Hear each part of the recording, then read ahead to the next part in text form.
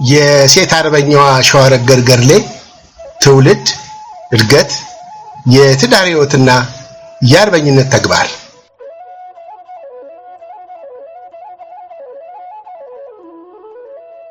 ትውልድ፣ እድገትና የትዳር ሕይወት።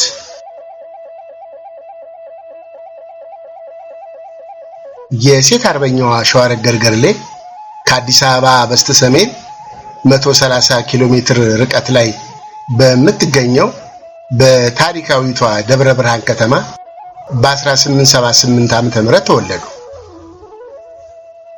ወላጅ አባታቸው ፊታውራሪ ገርሌ በዳግማዊ አጼ ምኒልክ ቤተ መንግስት እንደማደጋቸው መጠን ስለ መንግስታዊ አስተዳደር ጠንቅቀው የሚያውቁ ሀብታም እንደነበሩ ይነገራል። ዳግማዊ አጼ ምኒልክ ሸዋ ብለው ይጠሯቸው የነበሩት ሸዋረገድ ገርሌ በሕፃንነታቸው አማርኛ ትምህርትን እየተማሩ በተጨማሪም ጎን ለጎን የቤት አስተዳደርን ትምህርት እየቀሰሙ አደጉ። አባታቸው ፊታውራሪ ገርሌ ልጃቸውን ለማግባት ጥያቄ ሲቀርብላቸው ለፊታውራሪ ደቦጭ ሊድሩላቸው ወሰኑ። ከአባታቸው ትዕዛዝ መውጣት ያልፈለጉት ሸዋረገድ የአባታቸውን ትዕዛዝ በመቀበል ጋብቻውን ፈጸሙ። ሁለቱም ጥንዶች በፍቅር አብረው ከኖሩ በኋላ ባለቤታቸው በድንገት ታመው ይህን ዓለም በሞት ተሰናበቱ። ወይዘሮ ሸዋረገድ በባለቤታቸው ሞት ምክንያት ልባቸው በሐዘን በመጎዳቱ ወደ መንፈሳዊ ሕይወት በማዘንበል ወደ ገዳም ገብተው ነበር። ሆኖም አባታቸው ከገዳም ወጥተው ይዘዋቸው ተመለሱ። ከሴት አርበኛዋ ሸዋረገድ ገርሌ የሕይወት ምዕራፍ ውስጥ ትልቁን ስፍራ የሚይዘው የአርበኝነት ተጋድሎ የተጀመረው የወጣትነት እድሜያቸው አልፎ በ52 ዓመት እድሜያቸው ነበር።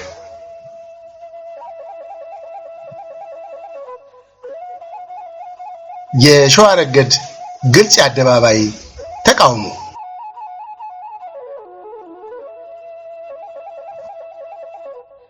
በሁለተኛው የፋሽስት ኢጣሊያ ወረራ ወቅት የኢትዮጵያ ሰራዊት በክተት አዋጅ ወደ ሰሜን ግንባር ሲዘምት ሸዋረገድ ገርሌና መሰሎቻቸው ከካኪ የተሰራ ልብስ ለብሰው ወገባቸውን በወታደር ቀበቶ ታጥቀውና ሽጉጣቸውን በወገባቸው ሻጥ አድርገው እኔም ሴቲቷ ከወንዶች እኩል ዘምታለሁ በማለት እየሸለሉና እየፎከሩ የሰራዊቱ ሞራል ያነቃቁት ነበር።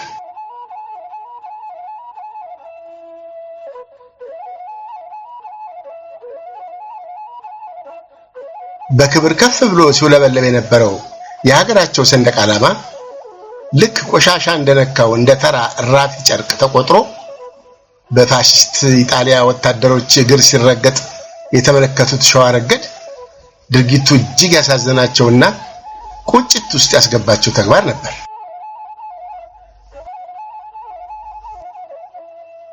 ይህን አሳፋሪ ተግባር አይተው እንዳላዩ ማለፍ ያልቻሉት ሸዋረገድ ገርሌ በእንቢተኝነትና በድፍረት ተነሳስተው በፋሽስት ኢጣሊያ ወታደሮች ፊት ተቃውሟቸውን ለማሰማት በአዲስ አበባ አደባባይ ላይ ወጥተው ድምጻቸውን ከፍ አድርገው በግልጽ መቃወም ጀመሩ።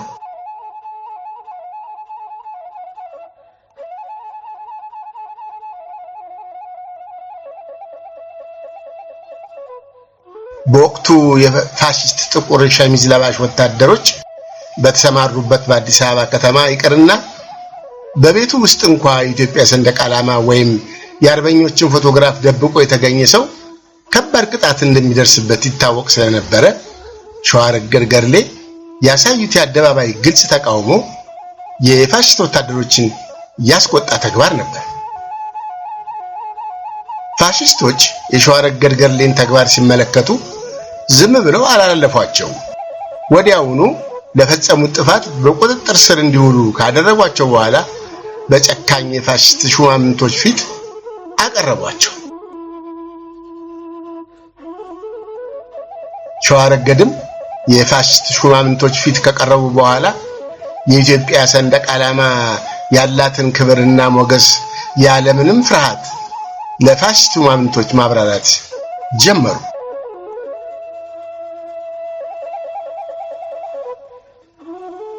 ይህ በፋሽስት ሹማምንቶች ፊት ለፊት ቀርበው የፈጸሙት የሸዋረገድ ጥፋት የሞት ቅጣት የሚያሰጥ ቢሆንም ቅሉ በጥቂት ሀገር ወዳድ ኢትዮጵያውያን ልመናና ተማጽኖ የሞት ፍርዱ ወደ እስር እንዲለወጥላቸው ተደረገ። በርካታ ኢትዮጵያውያን ስለ ፋሽስት ዓላማና ምንነት እምብዛም ያላወቁና ግንዛቤ እንደሌላቸው የተረዱት ሸዋረገድ ጠላትን በምን አይነት መንገድ እንደሚያጠቁ አውጥተውና ወርደው ስልት ቀየሱ።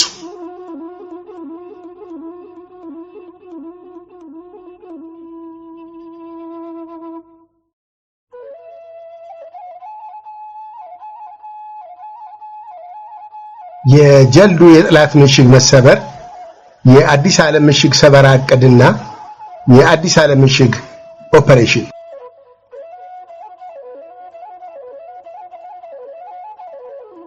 የጀልዱ ምሽግ በሜጫና ጅባት አውራጃ ከሚገኙት የፋሽስት ኢጣሊያ ምሽጎች መካከል በአሰራሩም ሆነ በአቀማመጡ ጠንካራ የመከላከያ ምሽግ እንደነበረ ይነገራል። ሚያዝያ 8 ቀን 1932 ዓ.ም ከምሽቱ 1 ሰዓት ተኩል ሲሆን በምሽጉ የነበሩት የፋሽስት ወታደሮች ተሰባስበው እራት በመብላት ላይ ነበሩ።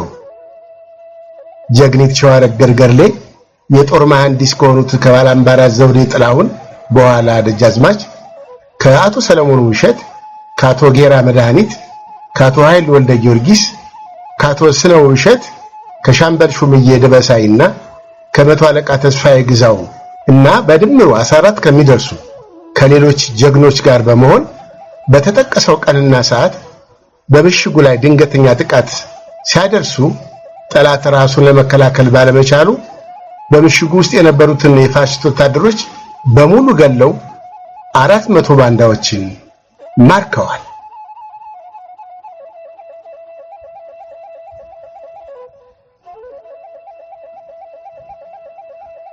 በዚህ የምሽግ ሰባራ ወቅት 700 ጠመንጃዎችን፣ 2 ከባድ መትረየሶችን፣ 18 ሳጥን የእጅ ቦምቦችንና በርካታ ጥይቶችን ከማረኩ በኋላ ምሽጉን በእሳት ሙሉ በሙሉ አቃጠሉት።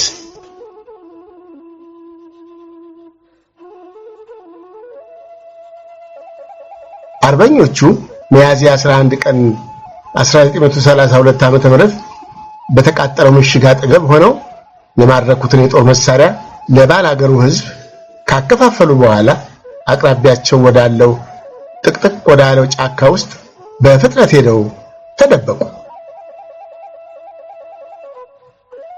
በርካታ ቁጥር ያለው የጠላት ጦርም አርበኞችን አድኖ ለመያዝ ከያለበት ተሰባስቦ ቢመጣም ጀግኖች አርበኞች ግራና ቀኙን በመድፍ ተኩስ ጠላት ላይ የጥይት ናዳ ስላወረዱበት የፋሽስት ወታደር በየቦታው ተበታተነ።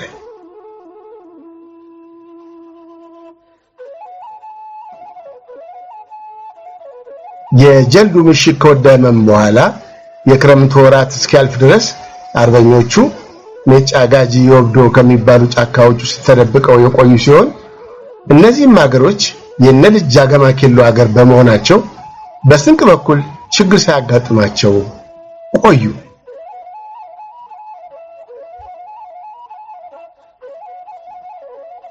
የአዲስ ዓለምን የጠላት ምሽግ ለመስበር የተነደፈው እቅድ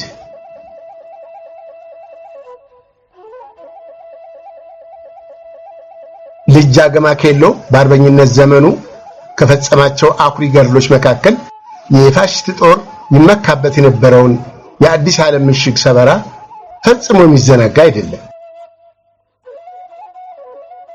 ጃገማ ደጃዝማች ገረሱ ዱኪን ለመርዳት ወደ ወሊሶ ሄዶ በነበረበት ወቅት ጃገማ ያን የተመካከርንበትን ጉዳይ ጨርሻለሁና ዛሬ ነገ ሳትል ሰራዊትን ይዘህ ቶሎና የሚል መልእክት ከስመጥሮዋ የውስጥ አርበኛ ከወይዘሮ ሸዋረገድ ገርሌ ደረሰው።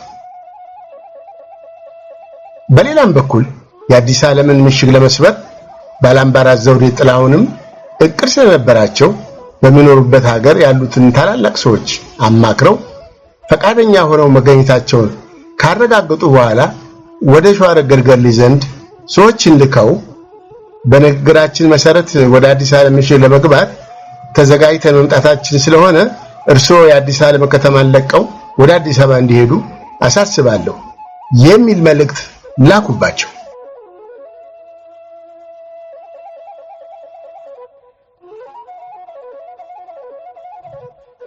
ባላምባራስ ዘውዴም አርበኞቻቸው ተዘጋጅተው እንዲጠብቁ ካዘዙ በኋላ የአዲስ ዓለም ከተማን ሁኔታን በቅርብ ሆነው የሚከታተሉ ሰዎችን ማለትም አንደኛ ቀኛዝማች ተሰማ ካሳን፣ ሁለተኛ ሻለቃ በለው ወልደጻድቅን፣ ሶስተኛ ሻምበል ኃይለ ጊዮርጊስ ጥላሁንን፣ አራተኛ አቶ መንግስቱ ወልደ አማኑኤልን፣ አምስተኛ አቶ ኃይለ ማርያም ወልደጻድቅን፣ ስድስተኛ መቶ አለቃ ተስፋዬ ግዛውን፣ ሰባተኛ አቶ አበራ ማቴዎስን፣ ስምንተኛ አቶ አድመቄ በሻህን፣ ዘጠነኛ የሃምሳ አለቃ ጽጌ ሜጫን በማስከተል ህዳር 21 ቀን 1933 ዓ.ም ሌሊት ሲጓዙ አድረው ህዳር 22 ቀን ከንጋት በፊት አዲስ ዓለም ከተማ ነዋሪ ከሆኑትና የክብር ዘበኛ አባል ከነበሩት ከአቶ አለማየሁ ቤት ደርሰው እዚያው ዋሉ። ያረፉበት ቤት ጠላት ከሰፈረበት ምሽግ ያለው ርቀት 3 ኪሎ ሜትር ብቻ ነበር። የባላምባራስ ዘውዴ ጥላሁን ሰላዮች በሚቀጥለው ቀን ህዳር 22 ቀን 1933 ዓ.ም የባላምባራስ ዘውዴ ጥላሁን ሰላዮች በሚቀጥለው ቀን ህዳር 22 ቀን 1933 ዓ.ም በሌሊት ጨለማ ለብሰው ወደ ከተማው በመግባት ተባባሪ ከሆኗቸው ሰዎች ቤት ውስጥ በመግባት ሌሊቱን ሙሉ መግቢያና መውጫውን ካጠኑ በኋላ የአርበኞች ጦር መጥቶ የሚያርበትና የሚውልበት ቦታ በበርጋ ወንዝ አጠገብ የሚገኝ በብዙ ቁጥቋጦ የተሸፈነ ሰዋራ ጫካ እንዲሆን ተወሰነ። ይህ ስፍራ ከአዲስ ዓለም ከተማ 3 ኪሎ ሜትር ርቀት ላይ የሚገኝ ቦታ ነው። የአዲስ ዓለም ምሽግ እንዴት እንደሚደመሰስ ስልቱ በደንብ ከተጠና በኋላ 8 አርበኞች መሪዎች ማለትም አንደኛ ባላምባራስ ዘውዴ ጥላሁን፣ ሁለተኛ ልጅ ጃገማ ኬሎ፣ ሶስተኛ መቶ አለቃ ወልደ ዮሐንስ ተክሉ፣ አራተኛ ልጅ በላይ ወጋለ፣ አምስተኛ አቶ ከበደ፣ ስድስተኛ አቶ ወርቅነህ መሸሻ፣ ሰባተኛ ሻለቃ የሻን ወርቅነህና ስምንተኛ አቶ ተገኝ ባዩ በአንድነት ሆነው ሲጠባበቁ ቆዩ። በወይዘሮ ሸዋረገድ ገርሌ በገቡት ቃል ኪዳን መሰረትም ቅዱስ ሚካኤል ቤተክርስቲያን በመገኘት በአርበኞች መሪዎችና በአርበኞች መካከል ቃለ መሐላ ከፈጸሙ በኋላ የአርበኞቹ መሪዎች በየግላቸው ምሽጉን የሚያጠቁበትን አቅጣጫና ስልት ነደፉ። በኋላም ባላምባራስ ዘውዴ ልጅ ጃገማ ኬሎና መቶ አለቃ ወልደ ዮሐንስ ተክሉ ባዘጋጁት የማጥቃት ስልት መሰረት ምሽጉን የማፍረስ እርምጃው እንዲከናወን ተወሰነ። ተዋጊው አርበኛ ከያለበት ስፍራ እንዲሰባሰብ መላእክተኛ ተልኮ ጦሩም ህዳር 24 ቀን 1933 ዓ.ም በሙሉ ተሰባስቦ ከተመደበበት ስፍራ ደርሶ ትዕዛዝ ይጠባበቅ ጀመር። የተሰባሰበው ጦር እንዳይራብ ሁለት ለጋሶች ምግብ እያዘጋጁ ያቀርቡላቸው ነበር።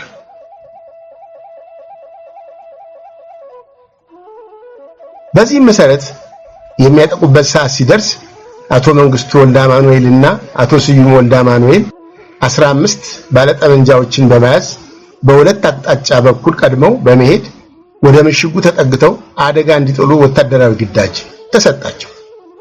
ልጅ ኃይለ ጊዮርጊስ ጥላሁንና አቶ ሙሊሳ ቀርጫ ደግሞ 15 ባለጠመንጃዎችን ይዘው ወደ ምሽጉ ገብተው በካምፑ በሚገኘው የኢጣሊያ አገረ ገዢ መኖሪያ ቤትና በባንዳዎች ሰፈር አደጋ በመጣልና በምሽጉ ውስጥ በሚገኘው እስር ቤት ውስጥ የታሰሩትን እስረኞች እንዲያስወጡ ግዳጅ ተሰጣቸው።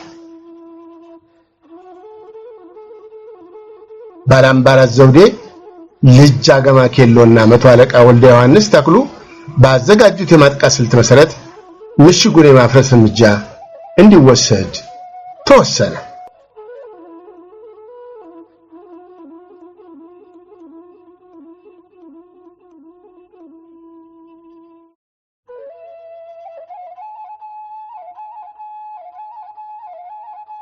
የሸዋረገድ ገርሌ በተደጋጋሚ መታሰር ወደ ኢጣሊያ እስር ቤት መወሰድና ወደ ሀገራቸው መመለስ።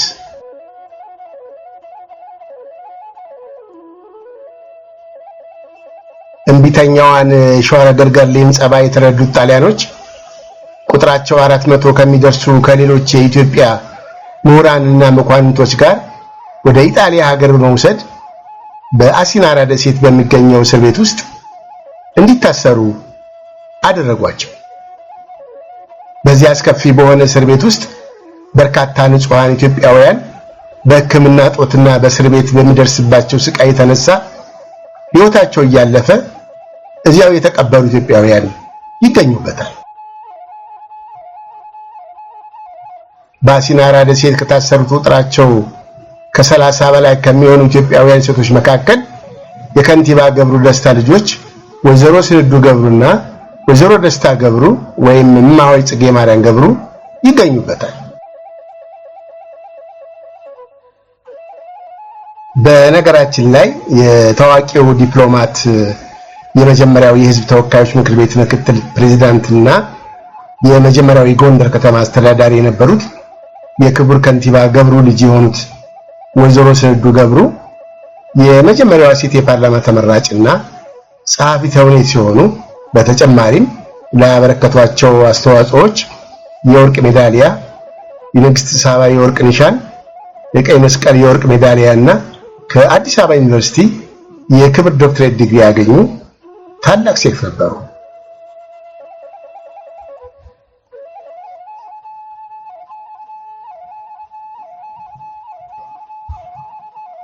ወይዘሮ ሸዋረገድ ገርሌ ከታሰሩበት ከጣሊያን አሲናራ እስር ቤት ተፈተው ወደ ሀገራቸው መመለስ።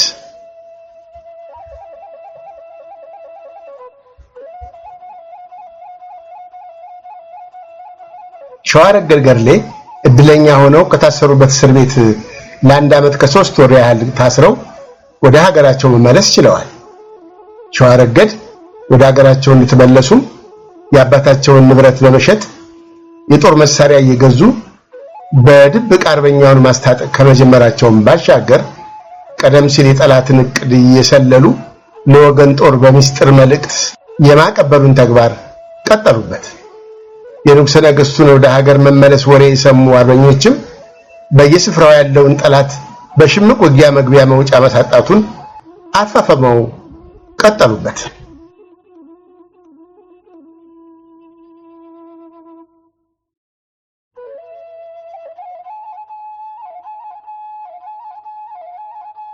የአዲስ ዓለም የምሽግ ሰበራ ውጤቱና የሸዋረገድ ገርሌ ህልፈተ ሕይወት።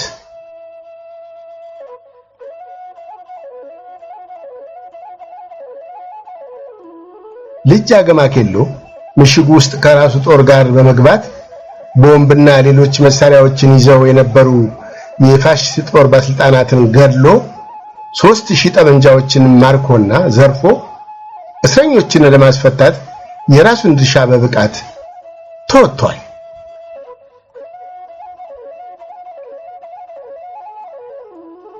በሌሎች ተመሳሳይ ግዳጅ በተሰጣቸው አርበኞች በኩል ከአንድ የፋሽስት ኮሎኔል ጋር በድምሩ 73 የጠላት ወታደሮች ሲገደሉ 2 ከባድ መትረየሶች ተማርከዋል። የተማረከውን የጠላት መሳሪያ ህዳር 28 ቀን 1933 ዓ.ም ወደ ጫካ ወስደው ለባላገሩ አከፋፍለዋል።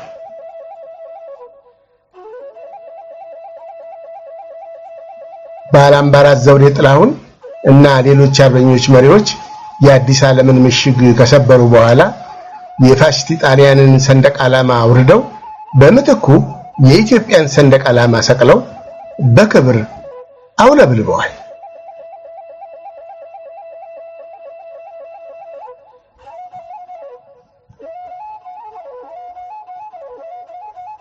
የጀግናው አርበኛ ሸዋረገድ ገርሌ ህልፈተ ሕይወት።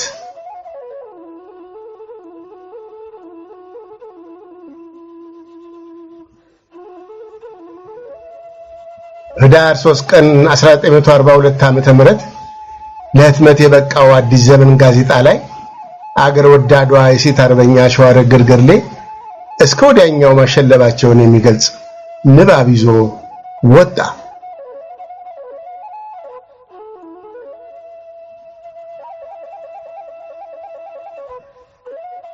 ጀግናዋ የውስጥ አርበኛ ሸዋረገድ ገድሌ በመስከረም ወር 1942 ዓ.ም ወደ ግሸን ማርያም በማቅናት ስጋ ወደሙ ተቀብለዋል።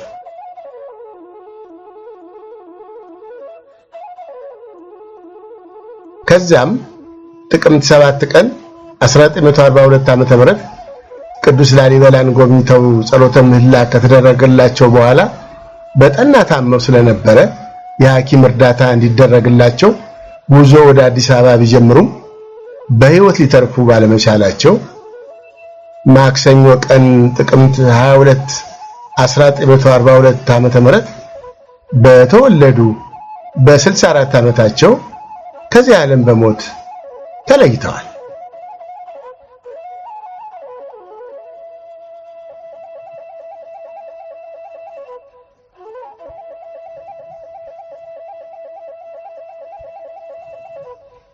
ለወይዘሮ ሸዋረገድ ገድሌ መታሰቢያ የሚሆን በአዲስ አበባ ወደ ቀበና የሚወስደው መንገድ በስማቸው ተሰይሞላቸዋል።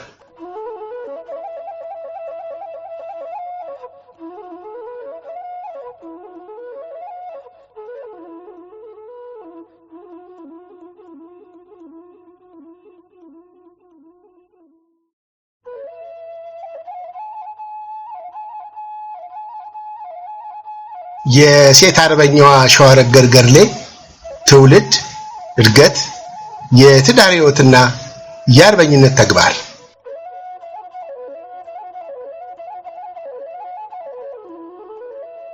ትውልድ፣ እድገትና የትዳር ሕይወት።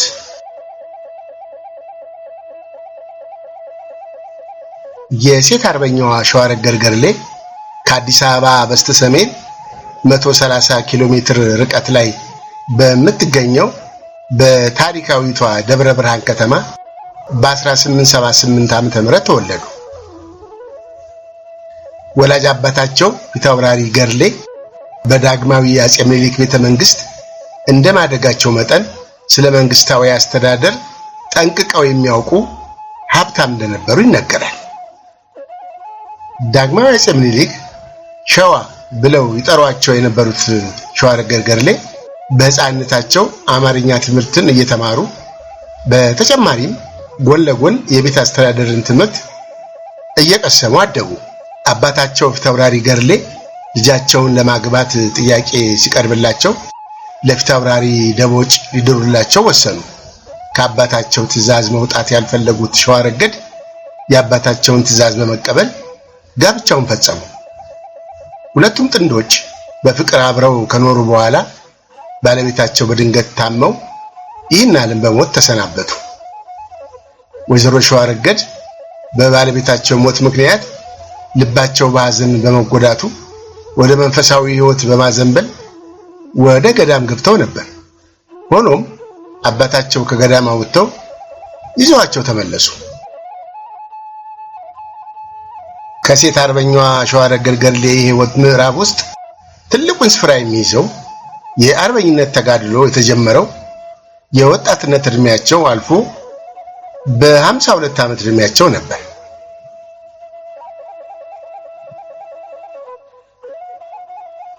የሸዋረገድ ግልጽ የአደባባይ ተቃውሞ።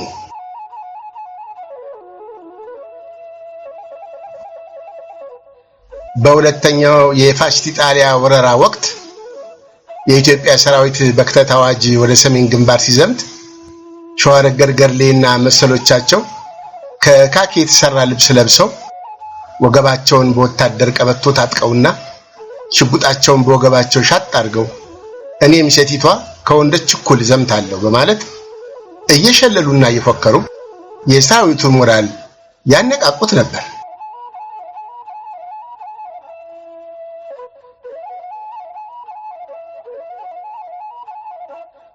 በክብር ከፍ ብሎ ሲውለበለብ የነበረው የሀገራቸው ሰንደቅ ዓላማ ልክ ቆሻሻ እንደነካው እንደ ተራ ራፊ ጨርቅ ተቆጥሮ በፋሽስት ኢጣሊያ ወታደሮች እግር ሲረገጥ የተመለከቱት ሸዋረገድ ድርጊቱ እጅግ ያሳዘናቸውና ቁጭት ውስጥ ያስገባቸው ተግባር ነበር።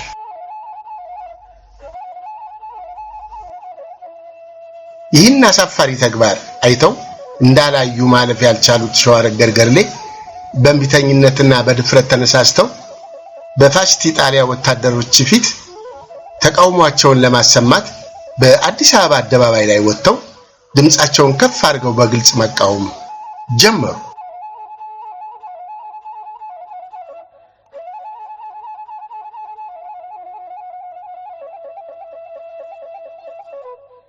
በወቅቱ የፋሽስት ጥቁር ሸሚዝ ለባሽ ወታደሮች በተሰማሩበት በአዲስ አበባ ከተማ ይቅርና በቤቱ ውስጥ እንኳን የኢትዮጵያ ሰንደቅ ዓላማ ወይም የአርበኞችን ፎቶግራፍ ደብቆ የተገኘ ሰው ከባድ ቅጣት እንደሚደርስበት ይታወቅ ስለነበረ ሸዋረገድ ገርሌ ያሳዩት የአደባባይ ግልጽ ተቃውሞ የፋሽስት ወታደሮችን ያስቆጣ ተግባር ነበር። ፋሽስቶች የሸዋረገድ ገርሌን ተግባር ሲመለከቱ ዝም ብለው አላለፏቸው። ወዲያውኑ ለፈጸሙት ጥፋት በቁጥጥር ስር እንዲውሉ ካደረጓቸው በኋላ በጨካኝ የፋሽስት ሹማምንቶች ፊት አቀረቧቸው። ሸዋረገድም የፋሽስት ሹማምንቶች ፊት ከቀረቡ በኋላ የኢትዮጵያ ሰንደቅ ዓላማ ያላትን ክብርና ሞገስ ያለምንም ፍርሃት ለፋሽስት ሹማምንቶች ማብራራት ጀመሩ።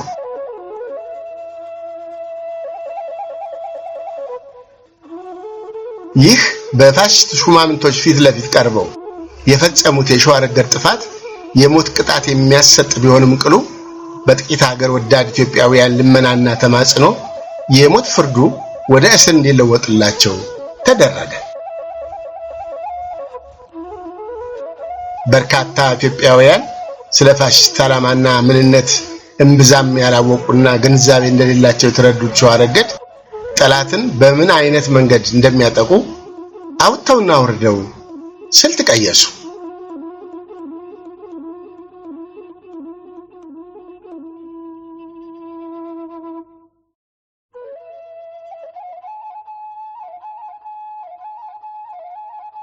የጀልዱ የጠላት ምሽግ መሰበር፣ የአዲስ ዓለም ምሽግ ሰበራ ዕቅድና የአዲስ ዓለም ምሽግ ኦፐሬሽን።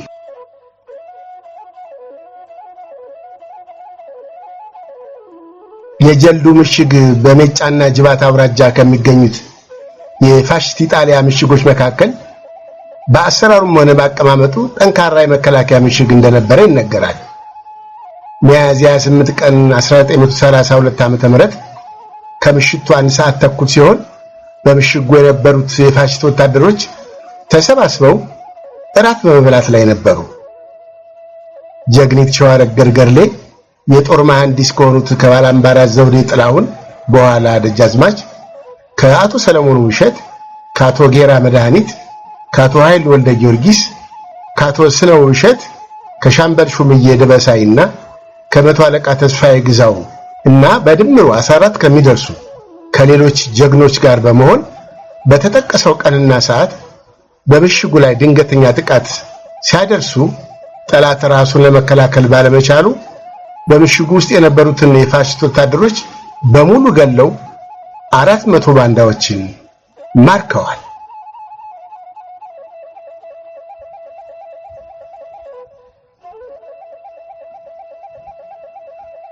በዚህ የምሽግ ሰበራ ወቅት 700 ጠመንጃዎችን፣ 2 ከባድ መትረየሶችን፣ 18 ሳጥን የእጅ ቦምቦችንና በርካታ ጥይቶችን ከማረኩ በኋላ ምሽጉን በእሳት ሙሉ በሙሉ አቃጠሉት።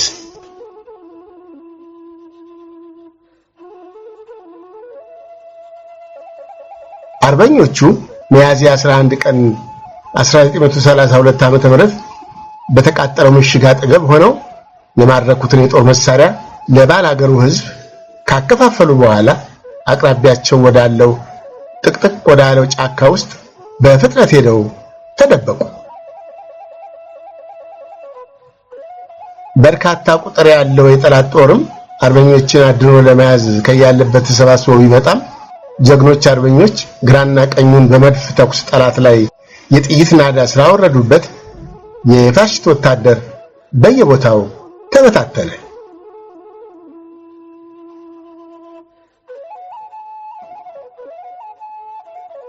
የጀልዱ ምሽግ ከወደመም በኋላ የክረምት ወራት እስኪያልፍ ድረስ አርበኞቹ ሜጫ ጋጂ ወብዶ ከሚባሉ ጫካዎች ውስጥ ተደብቀው የቆዩ ሲሆን እነዚህም ሀገሮች የነልጅ ጃገማ ኬሎ ሀገር በመሆናቸው በስንቅ በኩል ችግር ሳያጋጥማቸው ቆዩ።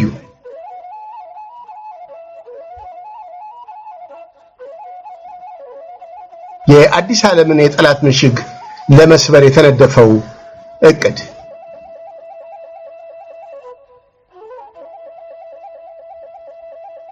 ልጅ ጃገማ ኬሎ በአርበኝነት ዘመኑ ከፈጸማቸው አኩሪ ገድሎች መካከል የፋሽስት ጦር ይመካበት የነበረውን የአዲስ ዓለም ምሽግ ሰበራ ፈጽሞ የሚዘነጋ አይደለም። ጃገማ ደጃዝማች ገረሱ ዱኪን ለመርዳት ወደ ወሊሶ ሄዶ በነበረበት ወቅት ጃገማ ያን የተመካከርንበትን ጉዳይ ጨርሻለሁና ዛሬ ነገ ሳትል ሰራዊትን ይዘህ ቶሎና የሚል መልእክት ከስመጥሮዋ የውስጥ አርበኛ ከወይዘሮ ሸዋረገድ ገርሌ ደረሰው።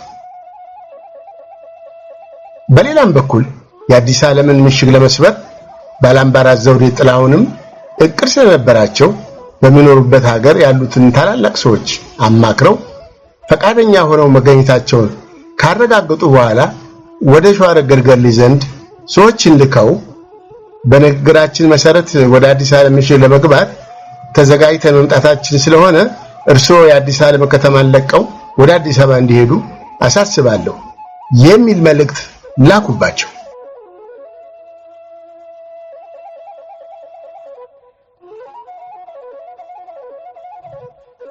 ባላምባራስ ዘውዴም አርበኞቻቸው ተዘጋጅተው እንዲጠብቁ ካዘዙ በኋላ የአዲስ ዓለም ከተማን ሁኔታን በቅርብ ሆነው የሚከታተሉ ሰዎችን ማለትም አንደኛ ቀኛዝማች ተሰማ ካሳን፣ ሁለተኛ ሻለቃ በለው ወለጻድቅን፣ ሶስተኛ ሻምበል ኃይለ ጊዮርጊስ ጥላሁንን፣ አራተኛ አቶ መንግስቱ ወልደ አማኑኤልን፣ አምስተኛ አቶ ኃይለ ማርያም ወለጻድቅን፣ ስድስተኛ መቶ አለቃ ተስፋዬ ግዛውን፣ ሰባተኛ አቶ አበራ ማቴዎስን፣ ስምንተኛ አቶ አድመቄ በሻህን፣ ዘጠነኛ የሃምሳ አለቃ ጽጌ ሜጫን በማስከተል ህዳር 21 ቀን 1933 ዓ.ም ሌሊት ሲጓዙ አድረው ህዳር 22 ቀን ከንጋት በፊት አዲስ ዓለም ከተማ ነዋሪ ከሆኑትና የክብር ዘበኛ አባል ከነበሩት ከአቶ አለማየሁ ቤት ደርሰው እዚያው ዋሉ።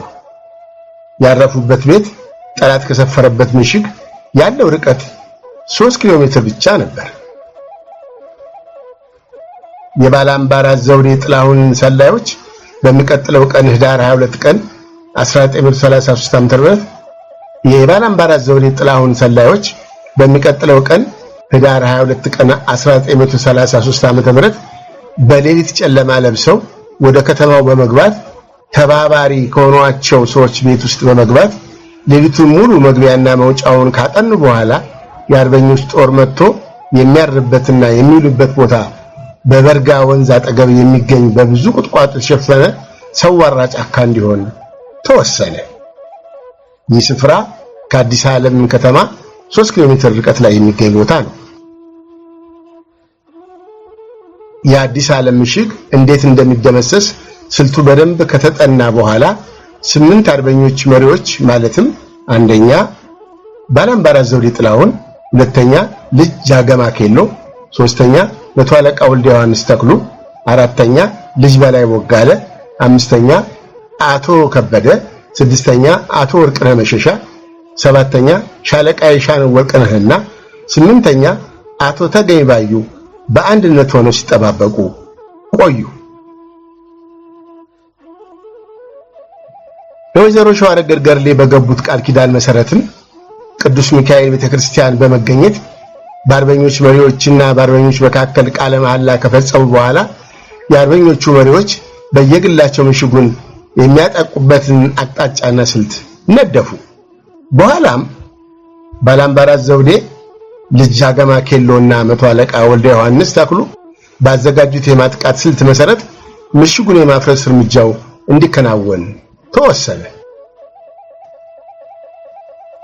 ተዋጊው አርበኛ ከያለበት ስፍራ እንዲሰባሰብ መላእክተኛ ተልኮ ጦሩም ህዳር 24 ቀን 1933 ዓ.ም በሙሉ ተሰባስቦ ከተመደበበት ስፍራ ደርሶ ትዕዛዝ ይጠባበቅ ጀመር።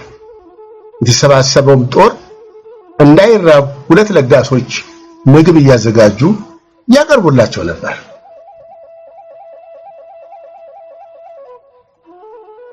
በዚህ መሰረት የሚያጠቁበት ሰዓት ሲደርስ አቶ መንግስቱ ወልደማኑኤልና አቶ ስዩም ወልደማኑኤል 15 ባለጠመንጃዎችን በመያዝ በሁለት አቅጣጫ በኩል ቀድመው በመሄድ ወደ ምሽጉ ተጠግተው አደጋ እንዲጥሉ ወታደራዊ ግዳጅ ተሰጣቸው። ልጅ ኃይለ ጊዮርጊስ ጥላሁንና አቶ ሙሊሳ ቀርጫ ደግሞ 15 ባለጠመንጃዎችን ይዘው ወደ ምሽጉ ገብተው በካምፑ በሚገኘው የኢጣሊያ አገረ ገዢ መኖሪያ ቤትና በባንዳዎች ሰፈር አደጋ በመጣልና በምሽጉ ውስጥ በሚገኘው እስር ቤት ውስጥ የታሰሩትን እስረኞች እንዲያስወጡ ግዳጅ ተሰጣቸው። ባላምባራስ ዘውዴ፣ ልጅ አገማ ኬሎና መቶ አለቃ ወልደ ዮሐንስ ተክሉ ባዘጋጁት የማጥቃት ስልት መሰረት ምሽጉን የማፍረስ እርምጃ እንዲወሰድ ተወሰነ።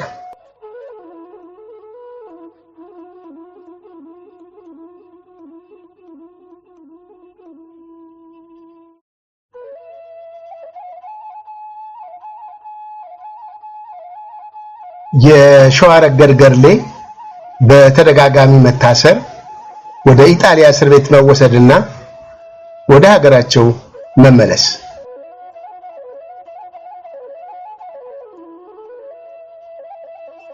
እንቢተኛዋን ሸዋረገድ ገርሌን ጸባይ የተረዱት ጣሊያኖች ቁጥራቸው 400 ከሚደርሱ ከሌሎች የኢትዮጵያ ምሁራንና መኳንንቶች ጋር ወደ ኢጣሊያ ሀገር በመውሰድ በአሲናራ ደሴት በሚገኘው እስር ቤት ውስጥ እንዲታሰሩ አደረጓቸው።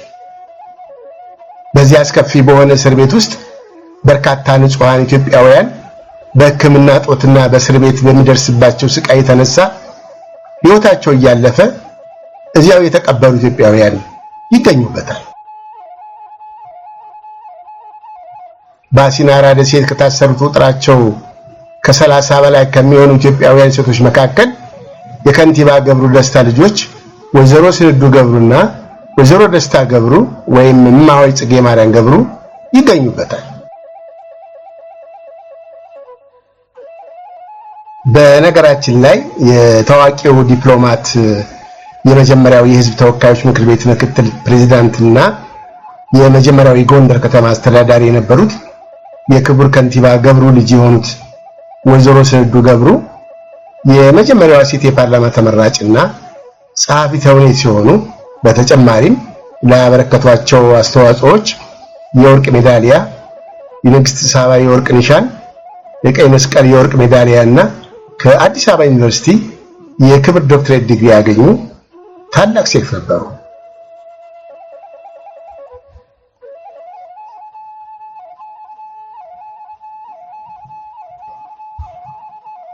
ወይዘሮ ሸዋረገድ ገርሌ ከታሰሩበት ከጣሊያን አሲናራ እስር ቤት ተፈተው ወደ ሀገራቸው መመለስ።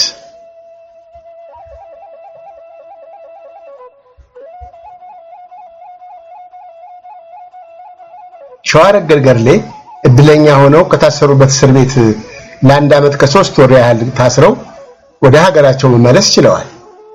ሸዋረገድ ወደ ሀገራቸው እንድትመለሱ የአባታቸውን ንብረት በመሸጥ የጦር መሳሪያ እየገዙ በድብቅ አርበኛውን ማስታጠቅ ከመጀመራቸውም ባሻገር ቀደም ሲል የጠላትን ዕቅድ እየሰለሉ ለወገን ጦር በሚስጥር መልእክት የማቀበሉን ተግባር ቀጠሉበት። የንጉሠ ነገሥቱን ወደ ሀገር መመለስ ወሬ የሰሙ አርበኞችም በየስፍራው ያለውን ጠላት በሽምቅ ውጊያ መግቢያ መውጫ ማሳጣቱን አፋፈመው ቀጠሉበት።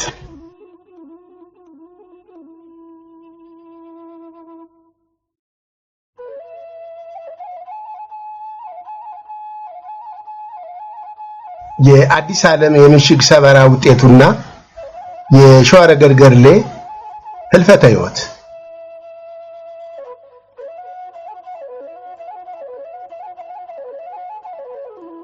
ልጅ አገማ ኬሎ ምሽጉ ውስጥ ከራሱ ጦር ጋር በመግባት ቦምብና ሌሎች መሳሪያዎችን ይዘው የነበሩ የፋሽስት ጦር ባለስልጣናትን ገድሎ 3000 ጠመንጃዎችን ማርኮና ዘርፎ እስረኞችን ለማስፈታት የራሱን ድርሻ በብቃት ተወጥቷል።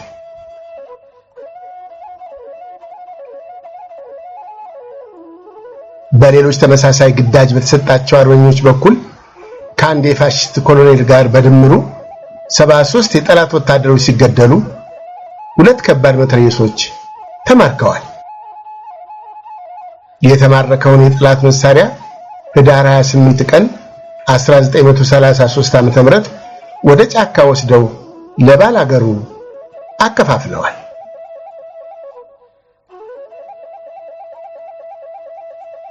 ባላምባራስ ዘውዴ ጥላሁን እና ሌሎች አርበኞች መሪዎች የአዲስ ዓለምን ምሽግ ከሰበሩ በኋላ የፋሽስት ጣሊያንን ሰንደቅ ዓላማ አውርደው በምትኩ የኢትዮጵያን ሰንደቅ ዓላማ ሰቅለው በክብር አውለብልበዋል።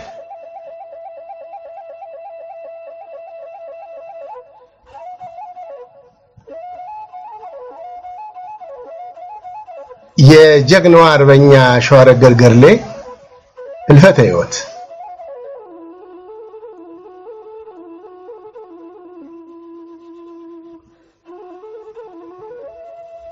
ህዳር 3 ቀን 1942 ዓ.ም ለህትመት የበቃው አዲስ ዘመን ጋዜጣ ላይ አገር ወዳዷ የሴት አርበኛ ሸዋረገድ ገርሌ እስከ ወዲያኛው ማሸለባቸውን የሚገልጽ ንባብ ይዞ ወጣ።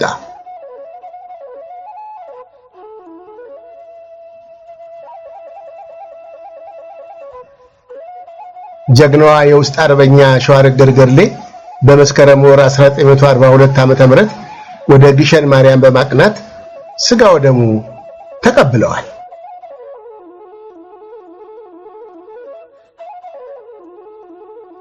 ከዛም ጥቅምት 7 ቀን 1942 ዓ.ም ቅዱስ ላሊበላን ጎብኝተው ጸሎተ ምህላ ከተደረገላቸው በኋላ በጠና ታመው ስለነበረ የሐኪም እርዳታ እንዲደረግላቸው ጉዞ ወደ አዲስ አበባ ቢጀምሩም በህይወት ሊተርፉ ባለመቻላቸው ማክሰኞ ቀን ጥቅምት 22 1942 ዓ.ም በተወለዱ በ64 ዓመታቸው ከዚህ ዓለም በሞት ተለይተዋል።